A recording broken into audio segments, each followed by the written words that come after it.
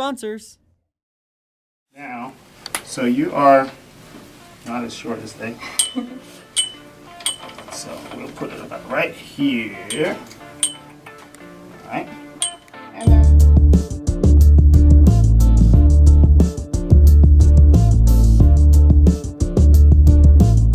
we are here this weekend with Eema Manzoor. She is a spoken word artist from New York. So she came down all the way from New York with her family. So she came in and we actually met her family. Come on in. Welcome. Assalamu alaikum. Alaikum assalam. Welcome to DeenTV. Assalamu alaikum. Eema, right? Eema. See, I was saying it wrong. Eema. My name is Eema Manzoor. I found out about this competition when my friend tagged me in it on Facebook. And what inspired my poem was that I found it would be pretty funny in an ironic way if I wrote a poem about death to help people remember how to live.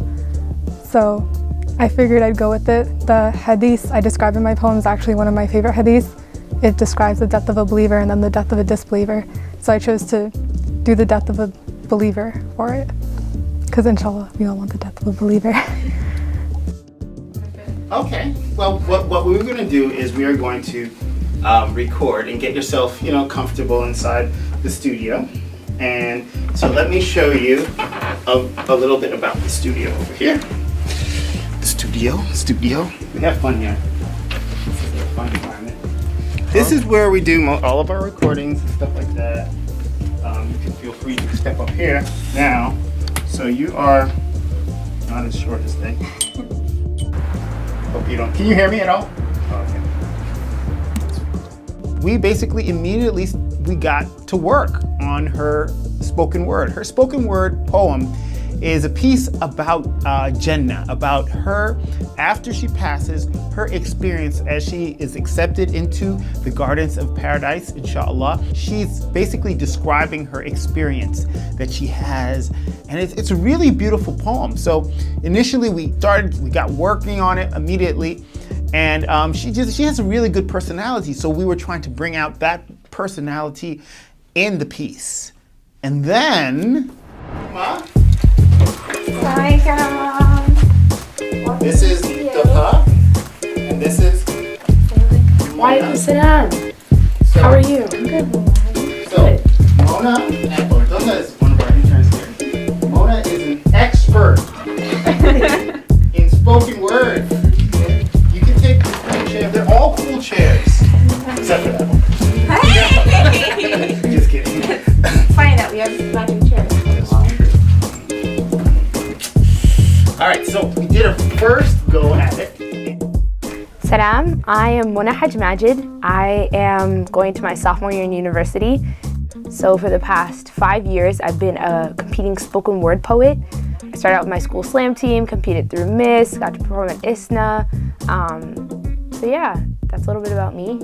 So Brother Hagmagid asked me to come in and help out with this recording process, to kind of give some feedback, mentor her a little bit, to give suggestions on how she can maybe better rephrase things, I don't know, fix her intonation, voice.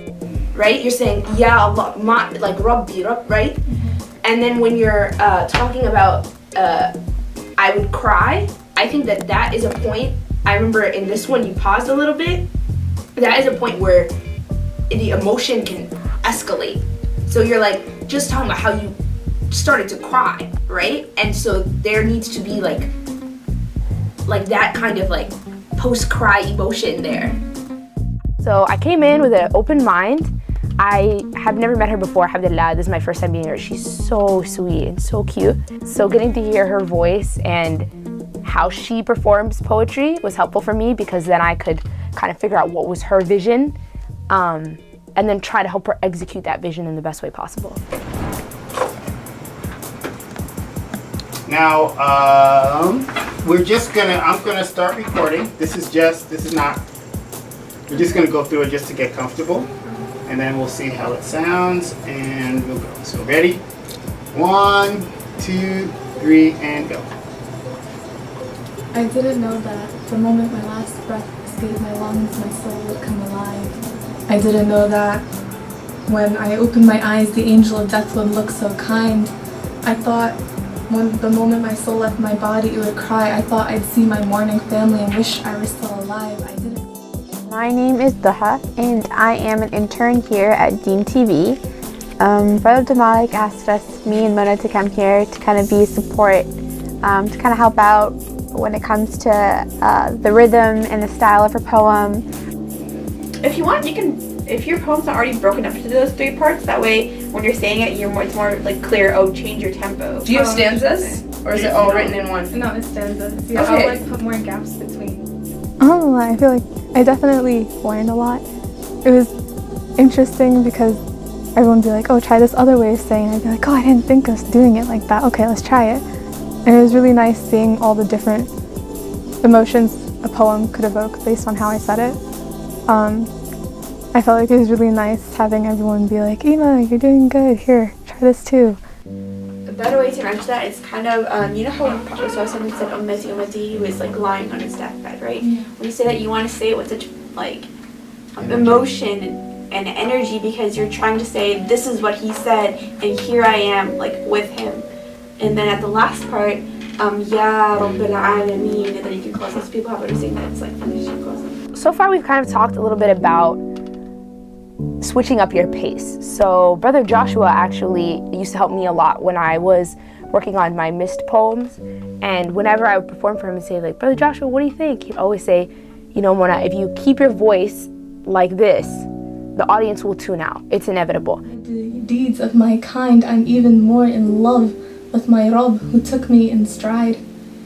I remember the time I was alive, and I remember, although I always sinned, I never stopped asking for forgiveness, love, and mercy from the only one who could ever give it.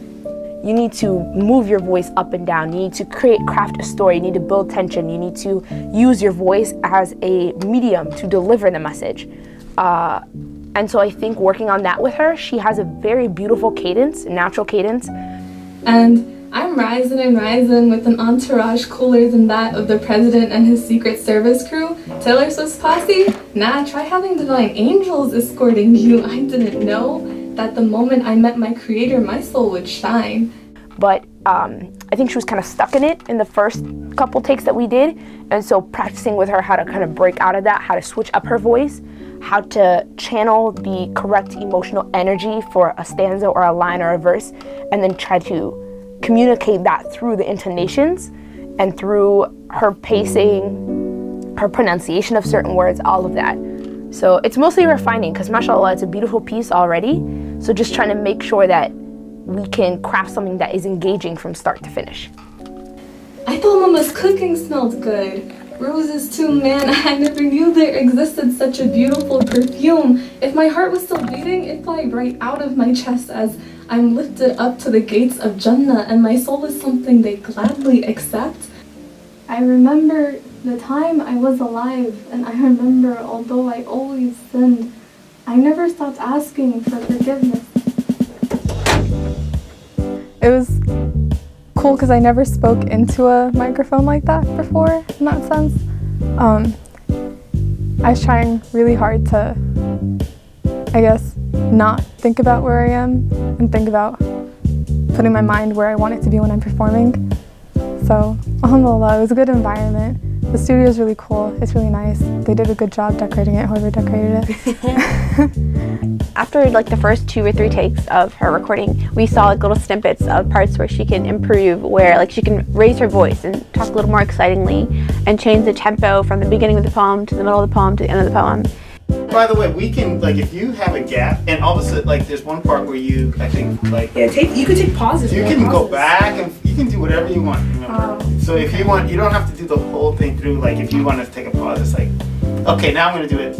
Or if you just want to do the middle part right now and Yeah. nail that, and then you want to retry the beginning, you can do All that. mix and match. That's the benefit of recording, not presenting. I think it's really nice to have support whenever you're doing something really new. So hopefully I'm giving good support. I'd see my mourning family and wish I could be with them alive. I didn't know how good it would feel to see angels surround me all around, from the depths of the earth to the heavens, wings expand, the jewels dripping on the ground. the topic of her poem really suits her voice. And that's something that actually probably stuck with me a lot, is that her voice and the way she speaks her poem. I helped as much as I could, which wasn't a lot, but it's just really exciting to be here and to see the process of how her poem came out originally and how like we're helping her through the process, and I'm really excited to see the end piece, inshallah.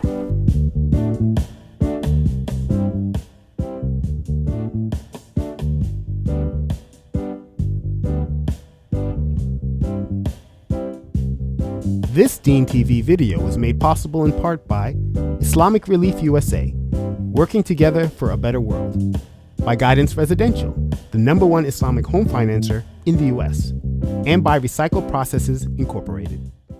Assalamu alaikum everybody, this is Joshua Salam from Native Deen. You know Abdul Malik and Naeem. That rhymes, did you catch that? Hey, click this button right here, it's right around there. Hit subscribe and join us.